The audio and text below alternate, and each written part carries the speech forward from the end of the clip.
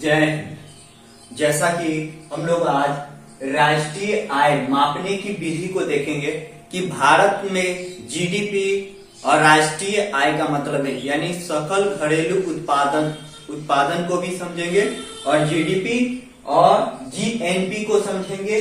और महत्वपूर्ण प्रश्न यहाँ से रखते हैं और इस वीडियो में हम आपको बताने की प्रयास करते हैं कि क्या चीज होता है महत्वपूर्ण, यानी जीडीपी, यानी हमें आज जीडीपी को बारे में पढ़ना है और हमें पास में क्या पढ़ना है, जीएनपी के बारे में पढ़ना है। इसको पूरी जानकारी के साथ हम पढ़ेंगे। तो पहले हमें क्या है, महत्वपूर्ण चीज को, यानी सकल घरेलू उत्पादन क्या है, यानी जीडीपी। जीडीपी का परिभाषा क्या है, आपका मेंस में भी आएगा कि जीडीपी क्या है, पूछा गया कि जीडीपी क्या है और आगे की चुनौती भविष्य में क्या है और आगे की इसका जीडीपी में कौन सी ग्रोथ कर सकते हैं।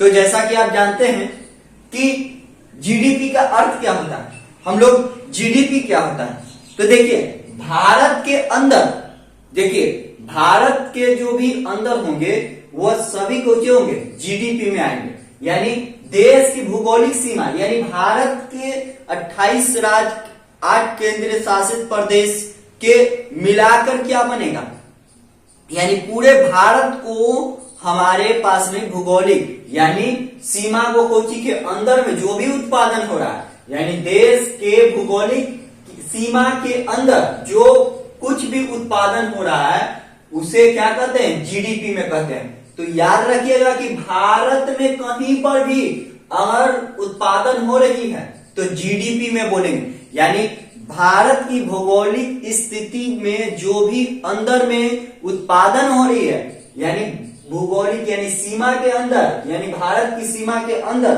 वह कोची में आएगा, जीडीपी में आएगा। तो आई होप समझ गए होंगे जीडीपी यानी सकल घरेलू उत्पादन।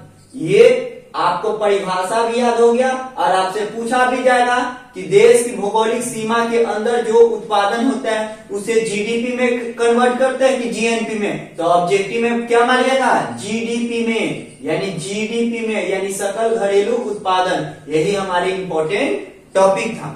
जैसा कि और अभी हम देखेंगे कि सकल राष्ट्रीय उत्पादन यानी जीएनपी राष्ट्रीय माने सकल राष्ट्रीय उत्पादन। राष्ट्रीय ये अपना देश की राष्ट्रीय उत्पादन को बता रहा है, ये अपनी देश को राष्ट्रीय उत्पादन को बता रहा है। जैसा कि आप जानते हैं कि जीएनपी किसे कहते हैं, तो परिभाषा आएगा लिखने के लिए। परिभाषा भी अगर आप मेंस की पेपर देंगे या अदरवाइज कोई कंपटीशन के भी एग्जाम दीजिएगा तो जीएनपी के अर्थ पूछ देगा, जीएनपी के फुल फॉर्म पूछ देगा। तो उन परिस्थितियों में सकल राष्ट्रीय उत्पादन यानी सकल, यानी हमारे करके घर में कितना उत्पादन हुआ और राष्ट्रीय लेवल पर मेरा छवि कैसा पड़ रहा है, उत्पादन कैसा पड़ रहा है, यानी जीएनपी में उसको कन्वर्ट करते हैं। जीएनपी क्या होता है कि भारत के भौगोलिक सीमा के बाहर, यानी भारत के सीमा के भौगोलिक स्थिति, यानी भारत के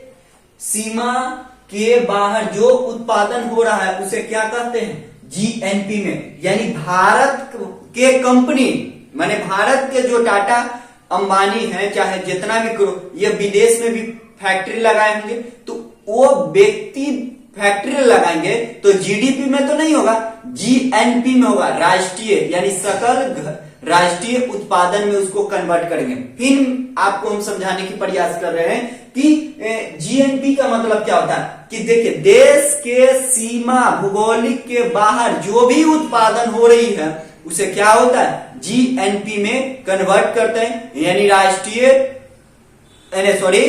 सकल घरेलू उत्पादन में उसको जोड़ते हैं। तो आई होप समझ पाए होंगे कि जीएनपी मतलब जीएनपी का भारत के भौगोलिक सीमा के बाहर जो कुछ भी उत्पादन हो रहा है, यानी विदेश में जो हो रहा है उसे कुछ जीएनपी में जोड़ते हैं। यही बात तो हमारे पास में, तो हम लोग देख लिए कि जीडीपी और जीएनपी देख लिया, तो आपको समझ में आएगा कि जीडीपी जीएनपी क्या है।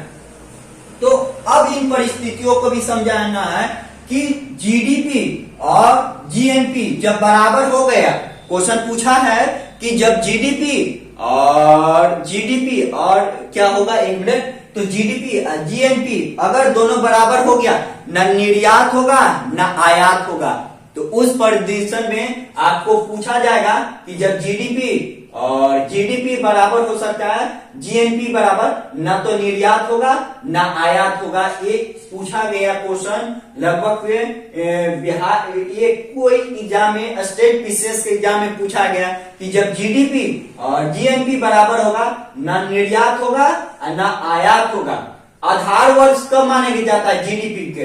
तो 2000, ये भी क्वेश्चन इंपॉर्टेंट है, मोस्ट इंपॉर्टेंट क्वेश्चन। आपके पास में आधार वर्ष 11-12, तो हमारे जीडीपी के आधार वर्ष कब माना जाता है? 2000। ये समय समय पर संशोधन होता है, संविधान में एक्ट ये बनती है, तो ये एक्ट के द्वारा पारित होता है।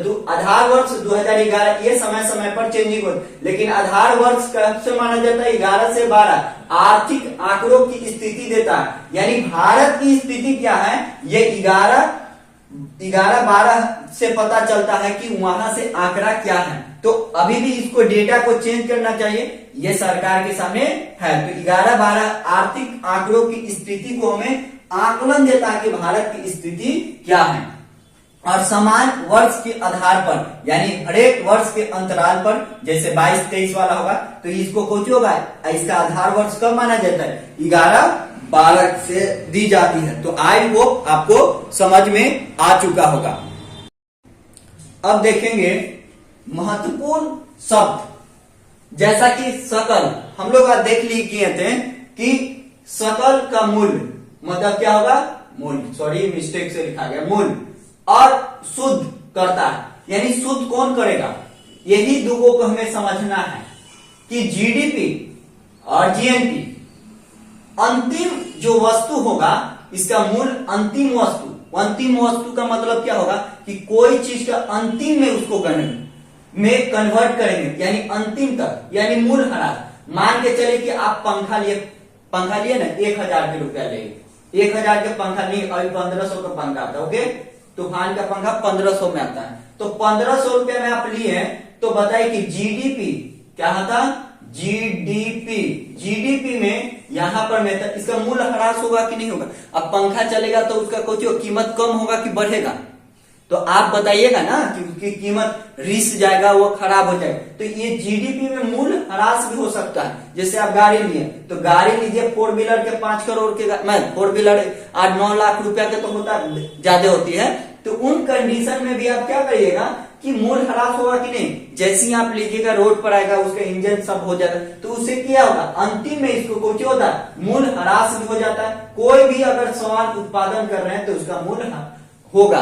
तो आप की चीजों को समझ में आ चुका होगा कि सकल मूल्य का मतलब क्या होगा, शुद्ध में मतलब कुछ होगा, और घरेलू जीडीपी, और इसका आप समझिए कि जीडीपी के किसे कहते हैं, और राष्ट्रीय आय, तो घरेलू, सकल घरेलू। फिर एक बार आपको रिवीजन करवा देते हैं ताकि आपको समझ में आ चुका। तो देखिए, सकल घरेलू उत्पादन यानी जीडीपी, यानी भारत की भौगोलिक सीमा के अंदर जो भी उत्पादन हो रहा है वह जीडीपी में कन्वर्ट करते हैं, और भारत के जो बाहरी में हो रहा है, यानी भौगोलिक सीमा के बाहर होता है, उसे जीएनपी में कन्वर्ट करते हैं। और जो जीएनपी और जीडीपी और जीएनपी में बराबर हो गया तो न निर्यात होगा न आयात होगा। क्वेश्चन पूछ ले स्टेट पीसीएस में। आधार वर्ष किसे मानते हैं? 11-12 के आर्थिक आंकड़ा के पता चलता है, इसके समान आधारित वर्ष होता है। तो आई होप इस वीडियो में हम आपको इसको समझाने के राष्ट्रीय उत्पादन को भी हम समझाए होंगे। अगर वीडियो अच्छा लगता है तो लाइक और शेयर करेंगे और दोस्तों में भी बताएंगे। तो आप सभी को बहुत बहुत धन्यवाद। जय हिंद।